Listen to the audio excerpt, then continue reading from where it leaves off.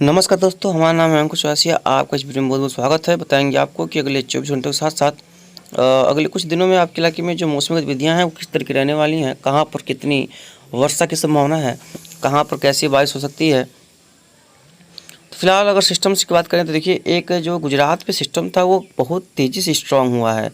ये देख पा रहेंगे काफ़ी तेज़ी से ये स्ट्रॉन्ग हुआ है। और ये देख पा रहेंगे यहाँ पर जो उड़ीसा के आसपास कुछ सिस्टम था, ये भी एक डिप्रेशन कैटेगरी में बदल चुका है। और ये जो है इसमें थोड़ा सा इसको ध्यान देने की बातें हैं, क्योंकि ये आज दोपहर तक देखेंगे तो ये बहुत ज़्यादा इंटेंसिफाई लग रहा है और ये लगभग ये साइक्लोन की कैटेगरी तक जा रहा है भाई साहब। ये मुंबई के आसपास क्षेत्रों पे ये साइक्लोन की कैटेगरी की जो है ये देखी जा रहा है। और मुंबई पे तो भाई साहब इतनी वर्षा होने वाली है कि जलमग्न जलप्रलय स्थिति जो है यहाँ पर तैयार रहिएगा। और जब ये सिस्टम मजबूत हो रहा है तो देखिए, ये पूर्वी सिरा का जो सिस्टम है वो थोड़ा सा इस मामले में कमज़ोर होता हुआ नज़र आ रहा है। आज शाम तक देख पाएंगे यहाँ पर ये सिस्टम। और ये देखिए, ये अरब सागर का सिस्टम बहुत तेज़ी से स्ट्रॉन्ग हुआ है भाई साहब, इतना ज़्यादा स्ट्रॉन्ग। ये भी साइक्लोन की कैटेगरी का। देखिए कितनी में हवा की रफ्तार कर देखा जाए तो देखिए 100 किलोमीटर प्रति घंटे की रफ्तार से हवाएं चल रही हैं भाई साहब, 100 किलोमीटर मुंबई के तट पे। तो ये एक तूफ़ानी स्थिति बन सकती है। और कल हालांकि ये थोड़ा सा कमज़ोर हो जाएगा और तट को पार करेगा, लेकिन ये एक थोड़ी सी चिंता की विषय है। और वो सिस्टम जो सेंट्रल पार्ट्स राजस्थान की तरफ जाने की संभावना थी, वो जो है वो ख़त्म होता नज़र आ रहा है, क्योंकि अभी ये पूरा एनर्जी को अपनी तरफ अट्रैक्ट कर रहा है। तो जब ये सिस्टम अपनी तरफ पूरी एनर्जी को अट्रैक्ट करेगा तो वो सिस्टम ख़त्म हो जाएगा ही हो जाएगा। उसके बाद ये सिस्टम जो है दो भागों में टूट जाने की संभावना है, इसके दो भागों में टूट जाएगा। और एक चला जाएगा गुजरात के वेस्ट की तरफ और गुजरात के आसपास रहने की संभावना रहेगी। और 20 का शाम को देखेंगे, 21 के सुबह के आसपास देखेंगे, जो ट्रफ है पूर्वी सिरा वो एकदम ऊपर चला जाएगा पूर्वी सिरा, और पश्चिमी सिरा जो है गुजरात के ऊपर रहने की जो है संभावना दिखाई पड़ रही है। तो यहाँ पर देख पाएंगे। और 21 के शाम को देखेंगे तो ये जो सिस्टम वो खत्म हो जाने की संभावना रहेगी। और जस्ट एक वर्टेक्स जो है वो बिहार के ऊपर बनता हुआ नजर आ रहा है 21 के शाम के आसपास क्षेत्रों में। यहाँ पर देखिए एक वर्टेक्स बनता नजर आ रहा है। और 22 के आसपास देखेंगे जो ट्रफ है वो भी वर्टेक्स जो है वो वहीं पर बना रहेगा। और एक पश्चिम बंगाल में आसपास ट्रफ वर्टेक्स बनेगा जो कि वेस्टर्न पार्ट्स की तरफ आगे बढ़ेगा, जो कि राजस्थान में जाके इंटेंसिफाई हो सकता है। जस्ट उसके बाद पश्चिम बंगाल के ऊपर एक और वर्टेक्स बनेगा जो कि सेंट्रल पार्ट्स होते हुए आगे की तरफ मूव करेगा। 27-28 का आसपास देख पाएंगे आगे जाएगा और ये राजस्थान की तरफ ले जाएगा। 29 का देखेंगे तो पूरी तरह से मानसून सुस्त पड़ने की संभावना है और पश्चिमी राजस्थान में बारिश होगी। बाकी देखिए क्षेत्रों में जो ट्रफ वगैरह है वो भी एकदम सुस्त पड़ जाएंगी। और 2 तक आसपास देखेंगे एकदम से सिस्टम छोड़िए, एकदम जो है वर्टेक्स वगैरह सभी जो है वो सुस्त पड़ने की संभावना है। कोई सिस्टम बनने की संभावना फिलहाल उस दौरान नहीं रहेगी। तो एक दिन में चेंजेज ये थोड़ा सा खतरा है। अगर ये ऐसा देखिए कुछ होता है तो ये साइक्लोन जैसी स्थिति यहाँ पर जो है वो डेवलपमेंट जो है वो एक अच्छी खबर नहीं है गुजरात के लिए, क्योंकि डिप्रेशन बनता है तो ठीक है, मुंबई के लिए भी ठीक है। वर्षा काफ़ी बारिश होगी, वैसे भी मुंबई में बहुत वर्षा हो चुकी है, 600 मिलीमीटर का स्थिति जो है पार कर चुका है आंकड़ा। तो ये खतरनाक स्थिति बन सकती है। और अचानक से इसके इंटेंसिफाई हो जाने से भाई ये जो प्रकृति का खेल जो है किसी को समझ नहीं आ पा रहा है। और मुंबई के तट पे इस समय 100 किलोमीटर प्रति घंटे की रफ्तार से हवाएं चल रही हैं, तो मुंबई के तट से काफ़ी दूर रहिएगा। हालांकि ये अभी मुंबई में भी देखिए इसकी हवा की रफ्तार लगभग 12 बजे तक 78 किलोमीटर प्रति घंटे की रफ्तार से झोंके पहुँच जाएंगे।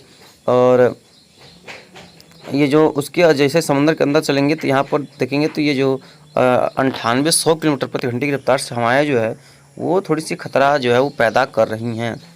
तो ये रहा ICMW का कहना। अब थोड़ा सा जेफएस की तरफ चलते हैं। जेफएस क्या इसके बारे में कह रहा है। जेफएस की माने तो लगभग इसकी भी कंडीशन से लगभग वही सेम है। और देखिए यहाँ पर भी लगभग 84-85 किलोमीटर की जो प्रति घंटे की रफ्तार से हवाएं जो है वो दिखाई पड़ रही हैं। तो ये एक डिप्रेशन का पता नहीं क्या बनने वाला है। ये डीप डिप्रेशन और साइक्लोन बहुत जल्दी एक दिन के अंदर बन जाने की संभावना है और पूर्वी सागर सिस्टम जो है वो समाप्त होगा।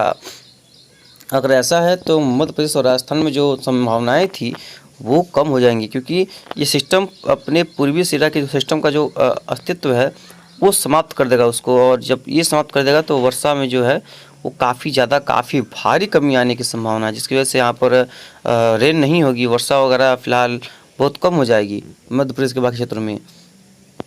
और 21 को तरफ ऊपर जा ही रही है, ये तो उसका देखिए वर्टेक्स बन रहा है जो कि सेंट्रल पार्ट्स की तरफ बढ़ेगा और धीरे धीरे आगे बढ़ेगा। उसके बाद धीरे धीरे ये जो राजस्थान की तरफ चला जाएगा और ट्रफ उसका ऊपर नीचे होती रहेगी, ऑसिलेशन पर रहेगी, कभी नीचे कभी ऊपर। आप देखिए 27 को दिखा रहा है कि उड़ीसा के एकदम निचले कोस्ट पे एक और सिस्टम बनेगा, यहाँ पर ये दिखा रहा है। ये कह सकते हैं कि ये GFS 29 तारीख के आसपास देखेंगे, 30 के आसपास देखेंगे, 31 के आसपास देखेंगे और फिर 1 तारीख के आसपास दिखा रहा है कि एक और सिस्टम बनेगा जो कि सेंट्रल पार्ट्स की ओर बढ़ेगा। तो GFS का यही मानना है। लेकिन ये तो सब ठीक है, लेकिन ये जो स्थिति यहाँ का जो स्थिति है ये थोड़ा सा खतरनाक नज़र आ रहा है। और कि गुजरात के पास साइक्लोन ये अगर बनता है तो ये स्थिति थोड़ी सी डैमेजिंग हो सकती है। 100 किलोमीटर प्रति घंटे की रफ्तार से हवाएँ जो है वो काफ़ी ज़्यादा नुकसान पहुंचा सकती हैं, जो कि अभी किसी भी प्रकार से तैयारी नहीं है, क्योंकि लग नहीं रहा था कि इतना इंटेंसिफाइड सिस्टम जो है यहाँ पर बन जाएगा।